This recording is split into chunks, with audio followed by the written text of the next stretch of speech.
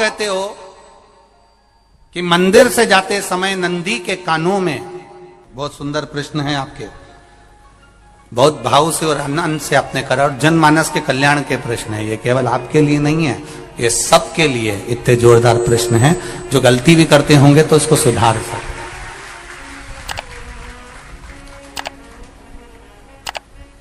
आपने कहा कि नंदी के कानों में कहना चाहिए, लोग हंसते हैं, कहते हैं बताओ वो नंदी के कानों में भगवान को कहना चाहिए।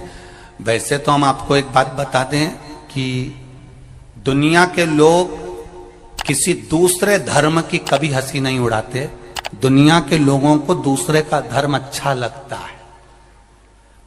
दुनिया के लोग सबसे ज्यादा हंसी उड़ाते हैं तो हमारे सनातन धर्म की ही उड़ाते हैं, और जी खुद उड़ाते हैं, दूसरा उड़ाने वाला नहीं होता। दूर के ढोल हमें समझ में आते हैं, उसका धर्म हमें समझ में आ गया, उनके क्या है ऐसा है, आओ कुछ नहीं, उनके धर्म में ऐसा है, कितना आनंद हमें दूसरे के धर्म में लग रहा है, और हमारा सनातन धर्म हमको बुरा लगता है।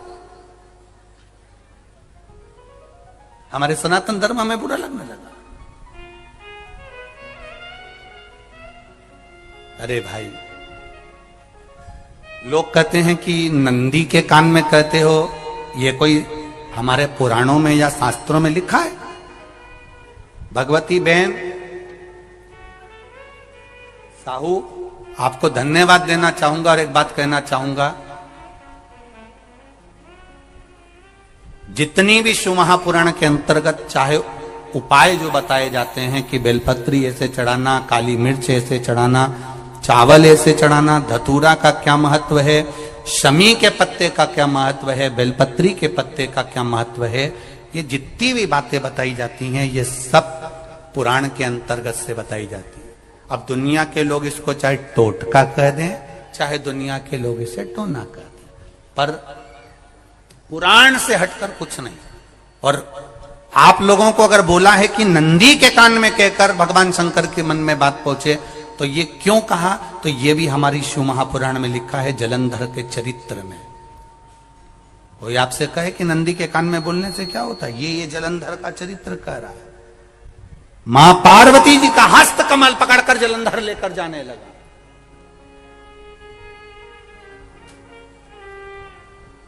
वृंदा का पति लेकर जा रहा। वृंदा तो भगवान की भक्ति में लीन रहती थी, उसको तो जलंधर को सबसे ज्यादा तकलीफ थी नारायण से, पर शिव के पास आ गया, क्योंकि ईर्षा प्रवृत्ति, अभी कथा में कहा, कोई कोई ऐसा होता है जिसको तुमसे बेर नहीं होता तो भी अंदर से ईर्षा जाग जाती है। कोई कोई ऐसा होगा जिसको अंदर से ईर्षा जागती है,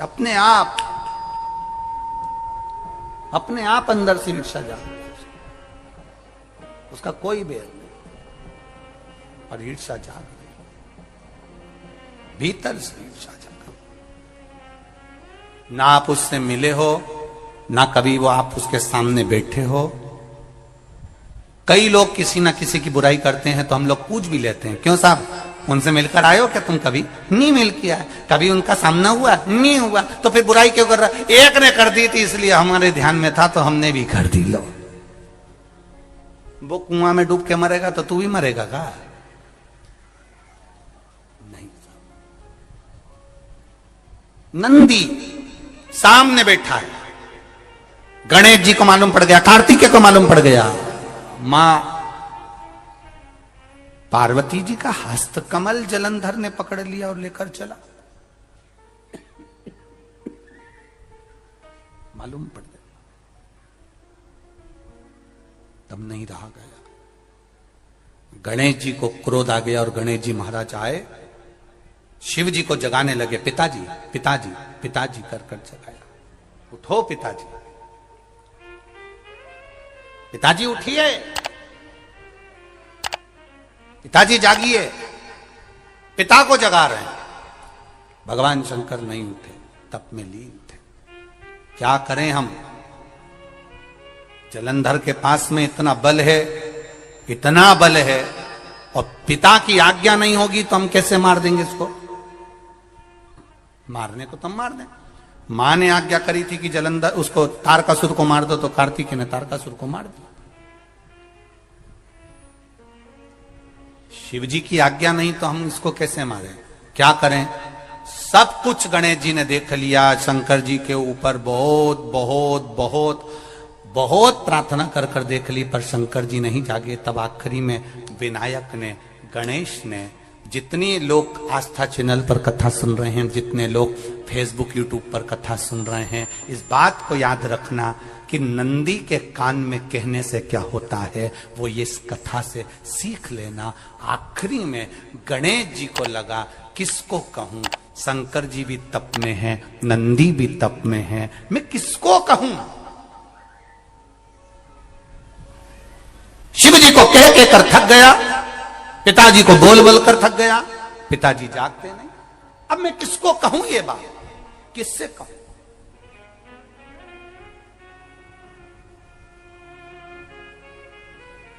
विनायक गए सीधे अब नंदी के पास में। नंदी भी तप में लीन थे, शंकर जी की ओर मुख था, शंकर जी की ओर मुख था। गए और जाकर तुरंत विनायक ने नंदी के कानों में जाकर कहा, नंदीश्वर, मैया का हाथ पकड़कर जलंधर लेकर जा रहा है, पिताजी तप में लीन है, कृपा करिए ना। बस केवल नंदी के कान में कहा, गणेश जी दूर हट गए। नंदी के कान में कहा, शंकर जी के नेत्र खुल गए, शिव जी के नेत्र खुले। ध्यान देना जरा, इस शिव महापुराण की, आशुतोष शिव महापुराण की कथा, जो कथा यहां कही जा रही है, यह कथा पहले के चरित्रों में सुनने को नहीं मिली होगी। जरा ध्यान देना इस संवाद पर, जितने लोग आस्था चैनल पर, जितने फेसबुक यूट्यूब पर सुन रहे हैं।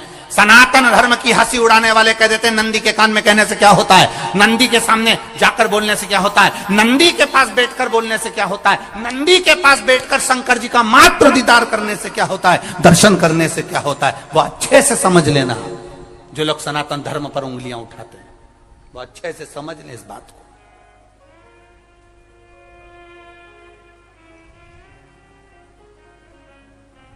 क्या होता है, नंदी तप में लीन, शिवजी तप में लीन, शिव नहीं उठ रहे। विनायक ने नंदी के कानों में जाकर कह दिया, नंदी के कान में जाकर कहा, नंदी के नेत्र नहीं खुले। नेत्र किसके खुले? जम के बोलो, महादेव के खुले, शिव जी के खुले। ये मन का तार। नंदी शंकर की आराधना कर रहे थे, शिव अपनी भक्ति में डूबे थे। यहां कहा, यहां पहुंचा, जो दिल में था उस तक बात पहुंच गई। नंदी के दिल में शिव थे, तुम कहे नंदी ने शंकर तक बात पहुंचा दी। वो सूत्र जो बंधा था दिल से दिल तक का, वो पहुंच गया। वो सूत्र जो दिल से दिल तक बंधा हुआ था, मन से बंधा हुआ था, खबर वहां तक पहुंच गई, खबर पहुंच गई। उसको जानो, लुटाइए, ये मौका मिला है आनंद का, दिल से प्रेम लुटाओ। नंदी से कहा, नंदी ने देवादिदेव महादेव से नहीं कहा। केवल नंदी आंख बंद कर बैठे थे, कहते से ही भगवान गणेश के शब्द शिव जी तक पहुंच गए। शिव जी के नेत्र खुल गए और उन्होंने जलंधर के पास पहुंचकर पार्वती जी का हस्त कमल छुड़वाया।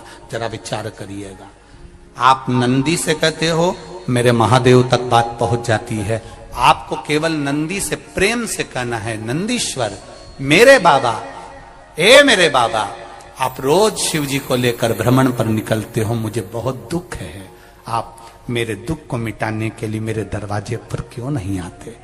नंदीश्वर से कहा, शिव जी तक बात पहुंच जाएगी, शंकर के नेत्र आपके लिए खुल जाएंगे और महादेव आपके यहां खड़ा मिलेगा, मेरा महादेव आपके पास में खड़ा मिलेगा। आशुतोष महापुराण की कथा कहती है, लोग कहते हैं नंदी को कहने से क्या होता है, ये शिव तत्व की कथा आशुतोष शिव महापुराण कह रही है। कहा वहां तक पहुंचा, दिल से दिल तक। जो भगवान नंदी के कानों में कुछ कहकर आते हैं, बोले हो कभी? सीधे बोल देते हो क्या जाकर? नंदी के कानों में कहने का भी एक तरीका है। आप लोगों को मालूम होगा वो तरीका? नहीं मालूम? बेलपत्री की जो डंडी रहती है ना, बीच का जो भाग है, ध्यान दिए ना जरा सा, ये बीच की जो डंडी है, फिर से देखिए, बेलपत्री के 2 पत्ते और उसके पास में जो बीच की जो डंडी का भाग है, दिख रहा है आप लोगों को? ये 2 डंडी, ये बीच की 2 पत्ती और उसके बीच में जो 2 डंडी का भाग होता है। जब हम देवाधिदेव महादेव से कोई बात कहने वाले होते हैं ना कि बाबा बहुत दुखी हूं, बाबा बहुत तकलीफ चल रही है, बाबा मैंने एक कंपटीशन एग्जाम में परीक्षा दी है, बाबा मेरे जीवन में ये तकलीफ हो रही है, बाबा, तब इस बेलपत्री की जो ये डंडी होती है, इस उंगली से, इस अंगुष्ठ से इस डंडी को पकड़ा जाता है और बाबा के कर्ण में कहने से पहले ये हाथ को नंदी के ऊपर रखकर फिर हम बाबा के नंदी के कानों में कहते हैं और चलते समय इस बेलपत्र को अशोक सुंदरी की जगह पर चढ़ाकर वापिस सजाते हैं। देव अधिदेव महादेव को पार्वती की बात मानना ही पड़ती है और वो कहना ही पड़ता है। ये बेलपत्र की महत्व है। ये जितना फल एक बेलपत्र की पत्ती में, उतना की उतना फल।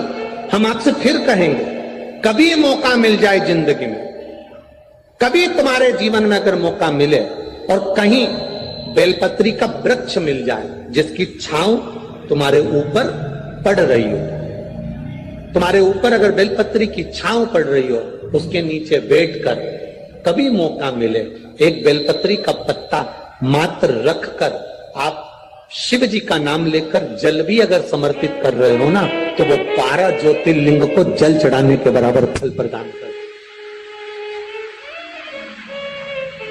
एक बेलपत्री का पत्ता, एक बेलपत्री का वृक्ष, एक बेलपत्री के वृक्ष की छांव हमारे जीवन को कृतार्थ कर देती है, धन्य कर देती है, कृतार्थ। कभी भी शंकर के मंदिर में जाओ, शिव जी का पूजन कर जब वापिस आओ, तो शंकर भगवान के मंदिर में जो बाहर नंदी बैठता है, उसके कानों में ओम नमः शिवाय बोलकर अपने मन की कामना उसके कानों में बोलकर आप आ जाइए, आपकी कामना 3 महीने में पूरी हो जाती है। नंदी के ईश्वर भगवान का स्मरण करिए। अगर 7 बेलपत्र आप शंकर को समर्पित करते हो तो 1 बेलपत्र नंदी भगवान पर भी अवश्य समर्पित करो। नंदीश्वर भगवान शिव को समर्पित, 1 बेलपत्र नंदी के ईश्वर की ओर चढ़े। और बहुत ध्यान दीजिए महाराज, अगर कोई काम अटक रहा है, नहीं हो रहा, बहुत प्रयास करा, तो भगवान शंकर के मंदिर में 5 बेलपत्र चढ़ाइए। और शंकर भगवान की जो छोटी लड़की है अशोक सुंदरी, आपको बताया था ना अशोक सुंदरी का स्थान, भगवान शंकर की 6 लड़कियां हैं, उसमें से सबसे छोटी लड़की अशोक सुंदरी की जगह पर 1 बेलपत्र चढ़ाइए। फिर 1 बेलपत्र नंदीकेश्वर पर चढ़ाइए और नंदीकेश्वर पर चढ़ाने के बाद भगवान शंकर के मंदिर के बाहर चौखट पर दिया लगा दीजिए साइड में, और फिर अपने घर पर आ जाइए, आपका कार्य सफल होना प्रारंभ हो जाएगा। नंदीकेश्वर भगवान नंदीकेश्वर का स्मरण कर लेने पर जीव आनंद सुख की अनुभूति करता है, आनंद सुख को पाता। भगवान नंदीकेश्वर का पूरी दुनिया में केवल एक केदारनाथ ही एक ऐसा है जहां पर ओम कुंड विराजमान है। कौन सा कुंड है वहां पर? ओम कुंड। जो बच्चा हकलाता है, तोतला बोलता है या गूंगा होता है, जिसकी वाणी नहीं होती, वो अगर ओम कुंड पर जाकर ओम बोलने का प्रयास करता है तो जितनी देर तक उसके मुंह से घुंड की आवाज निकलती है, उतनी देर तक ओम कुंड में से पानी का बुलबुला निकलता रहता है। और 7 या 8 बार बोलने से व्यक्ति हकलाना छोड़ देता है, तोतला बोलना छोड़ देता है और उसकी वाणी आ जाती है। वो ओम कुंड केदारनाथ जी में बसता है। कहां बसता है? केदार।